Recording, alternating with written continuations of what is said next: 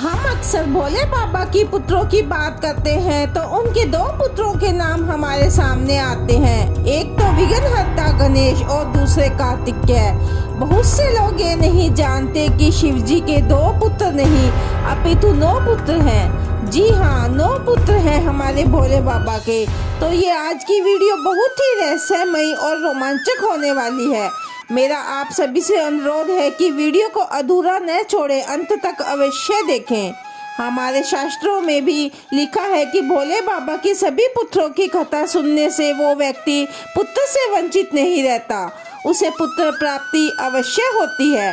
तो चलिए बताते हैं कि कौन है भोले बाबा के वो 9 पुत्र। भगवान शिव की पहली पत्नी थी सती, जो कि आग में जलकर भस्म हो गई थी। उन्हीं सती का दूसरा जन्म पार्वती के रूप में हुआ था। माँ पार्वती ने भोले बाबा को पाने के लिए घोर तपस्या की थी। भोले बाबा ने पार्वती की तपस्या से प्रसन्न होकर उनकी मनोकामना पूरी की और उनसे विवाह किया और गणेश का जन्म हुआ। हमारे पुराणों में गणेश जी के जन्म की कई कथाएं हैं। भाद्रपद की शुक्ल पक्ष की चतुर्थी के दिन गणेश जी का जन्म हुआ था। एक कथा के अनुसार शनि की दृष्टि पड़ने से गणेश का सिर जलकर भस्म हो गया था। पार्वती ने विष्णु जी से कहा कि जिसका सिर पहले मिले उसे गणेश के सिर पर लगा दो। तो पहला सिर हाथी के बच्चे का मिला, जिससे गणेश गजानन बने। दूसरी कथा के अनुसार गणेश को द्वार पर बिठाकर माँ पार्वती स्नान करने गई। इतने में भोले बाबा आए और भवन में जाने लगे। तो गणेश के मना करने पर भोले बाबा ने गणेश का सिर काट दिया था। तब पार्वती के कहने पर विष्णु देव ने गणेश पर हाथी का सिर लगाया था। दूसरे पुत्र है कार्तिकेय। कार्तिकेय का जन्म 6 अप्सराओं के 6 अलग अलग गर्भों से हुआ था। फिर वे अलग अलग शरीर तक एक में ही मिल गए थे, जिससे कि कार्तिकेय जी का जन्म हुआ।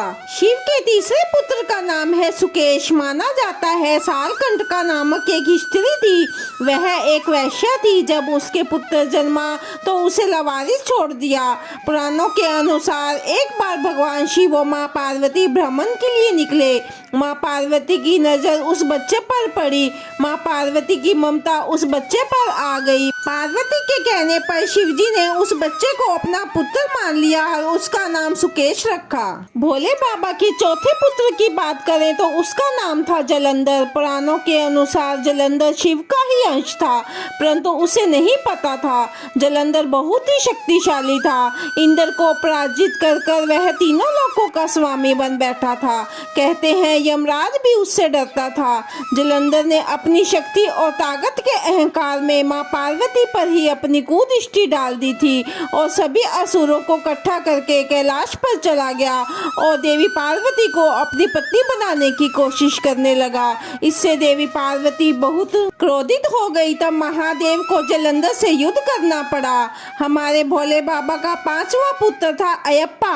आपको जानकर आश्चर्य होगा कि अयप्पा भोले बाबा और भगवान विष्णु दोनों का पुत्र था। यह उस समय की बात है जब देवताओं को अमृत देने के लिए भगवान विष्णु ने मोहिनी रूप धारण किया था। मोहिनी को देखकर भोले बाबा उन पर मोहित हो गए, जिससे अयप्पा का जन्म हुआ। शिव और विष्णु से उत्पन्न होने के कारण इनको हरिहर पुत्र भी कहा जाता है। हमारे भोले बाबा के छठे पुत्र का नाम है भूमा। एक समय जब कैलाश पर्वत पर भोले बाबा समाधि में बैठे थे तो उनके शरीर से पसीने की कुछ बूंदें पृथ्वी पर गिरी।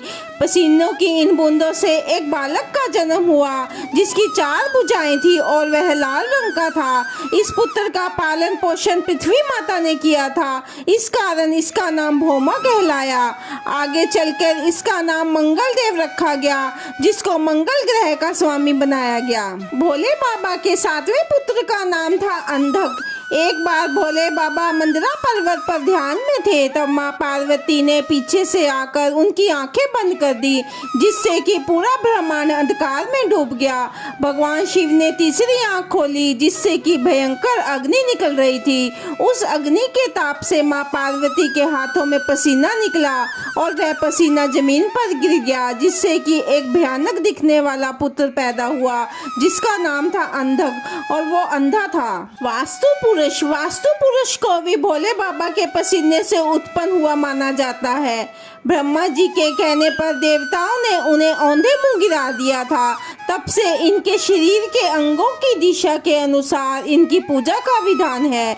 हमारे शास्त्रों में वास्तुदेव को भूमि का देवता कहा जाता है, इसलिए भवन निर्माण से पहले इनकी पूजा जरूर होती है। पुराणों के अनुसार शिव का 9वां पुत्र खूजा था। खूजा धरती से तेज किरणों की तरह निकले थे और सीधा आकाश की ओर निकल गए थे। इनके अलावा माँ पार्वती और भोले बाबा की 3 पुत्रियां भी थी। एक का नाम अशोक सुंदरी था, दूसरी पुत्री का नाम मनसा देवी था और तीसरी का नाम ज्योति था। इसके अलावा भगवान शिव की 5 नाग कन्याएं भी थी। कहा जाता है कि भोले बाबा और माँ पार्वती के पुत्रों की यह कथा सुनने वाला कभी भी संतान से वंचित नहीं रहता। तो आप भी भोले बाबा और माँ पार्वती की यह पवित्र कथा अवश्य सुने और अपने दोस्तों को भी जरूर सुनाएं। जय माता दी।